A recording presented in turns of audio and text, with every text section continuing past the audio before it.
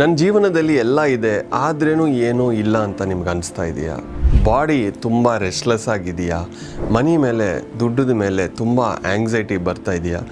ನನ್ನ ಶರೀರ ಮೇಲೆ ನನಗೆ ಕಂಟ್ರೋಲ್ ಸಿಗ್ತಾ ಇಲ್ಲ, ಯಾವ ಸೆನ್ಸಸ್ಸು ಸರಿ ಇಲ್ಲ, ಏನೋ ಕಳೆದೋಗ್ತಾ ಇದೆಯಾ, ಏನೋ ಒಂದು ಡಿಸ್ಕನೆಕ್ಷನ್ ಫೀಲಿಂಗ್ ನಿಮಗೆ ಬರ್ತಾ ಇದೆಯಾ? ಇದು ಸುಮ್ಮನೆ ಬರಲ್ಲ.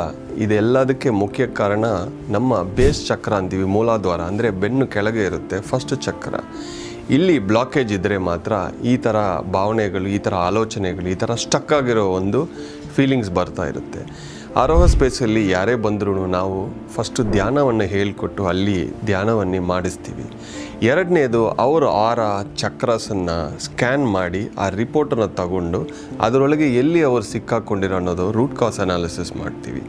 ಸೌಂಡ್ ಹೀಲಿಂಗ್ ಮಾಡಿ ಅವರು ಒಳಗೆ ಸ್ಟಕ್ ಆಗಿರೋ ಇಶ್ಯೂಸ್ ಎಲ್ಲ ರಿಲೀಸ್ ಮಾಡಿದ ಮೇಲೆ ಕೂತ್ಕೊಂಡು ಅವ್ರ ಜೊತೆ ವರ್ಕ್ ಮಾಡಿ ಕೌನ್ಸಿಲಿಂಗ್ ಮಾಡಿ ಆಚೆ ಬರೋಕ್ಕೆ ನಾವು ಸಹಾಯ ಮಾಡ್ತಾ ಇರ್ತೀವಿ.